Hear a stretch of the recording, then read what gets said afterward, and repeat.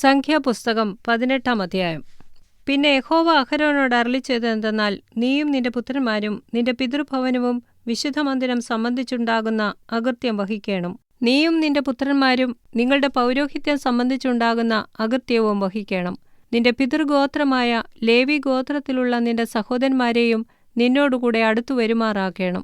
അവർ നിന്നോട് ചേർന്ന് നിനക്ക് ശുശ്രൂഷ ചെയ്യണം. നീയും നിന്റെ പുത്രന്മാരുമോ സാക്ഷ്യകൂടാരത്തിങ്കൽ ശുശ്രൂഷ ചെയ്യണം. അവർ നിനക്കും കൂടാരത്തിനൊക്കെയും ആവശ്യമുള്ള കാര്യം നോക്കേണം. എന്നാൽ അവരും നിങ്ങളും കൂടെ മരിക്കാതെ ഇരിക്കേണ്ടതിന് അവർ വിശുദ്ധമന്ദിരത്തിലെ ഉപകരണങ്ങളോടും യാഗപീഠത്തോടും അടുക്കരുത്. അവർ നിന്നോട് ചേർന്ന് സമാഗമന കൂടാരം സംബന്ധിച്ചുള്ള സകല വേലയ്ക്കുമായി കൂടാരത്തിന്റെ കാര്യം നോക്കേണം.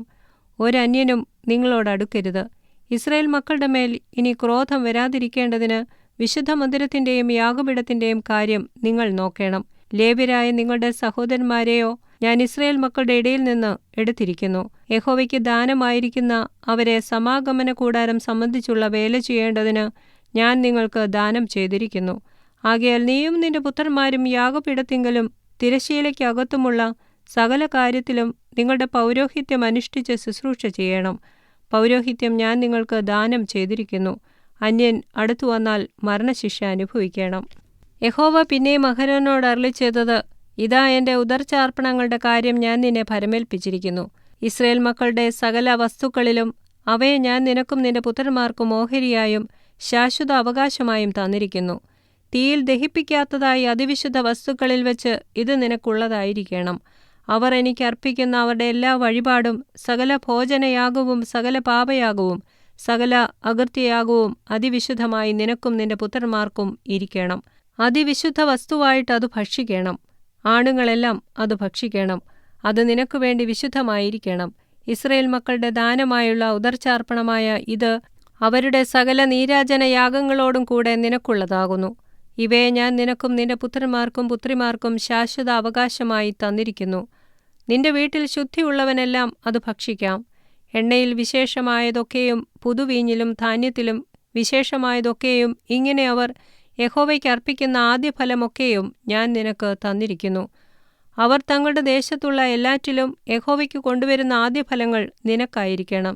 നിന്റെ വീട്ടിൽ ശുദ്ധിയുള്ളവനെല്ലാം അത് ഭക്ഷിക്കാം. ഇസ്രയേലിൽ ശപഥാർപ്പിതമായതൊക്കെയും നിനക്കിരിക്കണം. മനുഷ്യരിലാകട്ടെ മൃഗങ്ങളിലാകട്ടെ സകല ജഡത്തിലും അവർ യഹോവയ്ക്ക് കൊണ്ടുവരുന്ന കടിഞ്ഞൂലൊക്കെയും നിനക്കിരിക്കണം. മനുഷ്യന്റെ കടിഞ്ഞൂലിനെയോ വീണ്ടെടുക്കണം.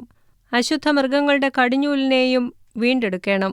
വീണ്ടെടുപ്പ് വിലയോ 1 മാസം മുതൽ മേലോട്ട് പ്രായമുള്ളതിനെ നിന്റെ മതിപ്പു പ്രകാരം 5 ശേക്കൽ ദ്രവ്യം കൊടുത്ത് വീണ്ടെടുക്കണം. ശേക്കൽ ഒന്നിന് 20 ഗര പ്രകാരം വിശുദ്ധമന്ദിരത്തിലെ തൂക്കം തന്നെ. എന്നാൽ പശു, ആട്, കോലാട് എന്നിവയുടെ കടിഞ്ഞൂലിനെ വീണ്ടെടുക്കരുത്.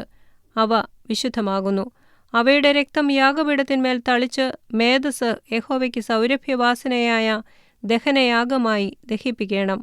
നീരാജനം ചെയ്ത നെഞ്ചും വലത്തെ കൈക്കുറുകും നിനക്കുള്ളതായിരിക്കുന്നത് പോലെ തന്നെ അവയുടെ മാംസവും നിനക്കിരിക്കണം.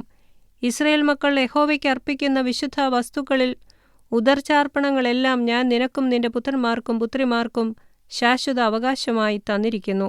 യഹോവയുടെ സന്നിധിയിൽ നിനക്കും നിന്റെ സന്തതിക്കും ഇതെന്നേക്കും ഒരു ലവണ നിയമമാകുന്നു. യഹോവ പിന്നെയും അഹരോനോട്, നിനക്ക് അവരുടെ ഭൂമിയിൽ ഒരു അവകാശവും ഉണ്ടാകരുത്. അവരുടെ ഇടയിൽ നിനക്കൊരു ഓഹരിയും അരുത്. ഇസ്രായേൽ മക്കളുടെ ഇടയിൽ ഞാൻ തന്നെ നിന്റെ ഓഹരിയും അവകാശവുമാകുന്നു എന്നരുളി ചെയ്തു. ലേവ്യർക്കോ ഞാൻ സമാഗമന കൂടാരം സംബന്ധിച്ച് അവർ ചെയ്യുന്ന വേലയ്ക്ക് ഇസ്രായേലിലുള്ള ദശാംശം എല്ലാം അവകാശമായി കൊടുത്തിരിക്കുന്നു. ഇസ്രായേൽ മക്കൾ പാപം വഹിച്ച് മരിക്കാതിരിക്കേണ്ടതിന് മേലാൽ സമാഗമന കൂടാരത്തോടടുക്കരുത്.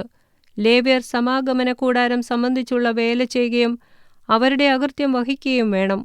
അത് തലമുറ തലമുറയായി എന്നേക്കുമുള്ള ചട്ടമായിരിക്കണം. അവർക്ക് ഇസ്രായേൽ മക്കളുടെ ഇടയിൽ അവകാശം ഉണ്ടാകരുത്. ഇസ്രായേൽ മക്കൾ യഹോവയ്ക്ക് ഉദർച്ചാർപ്പണമായി അർപ്പിക്കുന്ന ദശാംശം ഞാൻ ലേവ്യർക്ക് അവകാശമായി കൊടുത്തിരിക്കുന്നു. അതുകൊണ്ട് അവർക്ക് ഇസ്രായേൽ മക്കളുടെ ഇടയിൽ അവകാശമരുത് എന്ന് ഞാൻ അവരോട് കൽപ്പിച്ചിരിക്കുന്നു. യഹോവ പിന്നെയും മോശെയോട് അരുളിച്ചെയ്തത്, നീ ലേവ്യരോട് പറയേണ്ടതെന്തെന്നാൽ, ഇസ്രായേൽ മക്കളുടെ പക്കൽ നിന്ന് ഞാൻ നിങ്ങളുടെ അവകാശമായി നിങ്ങൾക്ക് തന്നിരിക്കുന്ന ദശാംശം അവരോട് വാങ്ങുമ്പോൾ ദശാംശത്തിൻ്റെ 10 നിങ്ങൾ യഹോവയ്ക്ക് ഉദർച്ചാർപ്പണമായി അർപ്പിക്കണം. നിങ്ങളുടെ ഈ ഉദർച്ചാർപ്പണം കളത്തിലെ ധാന്യം പോലെയും മുന്തിരിച്ചക്കിലെ നിറവ് പോലെയും നിങ്ങളുടെ പേർക്ക് എണ്ണും.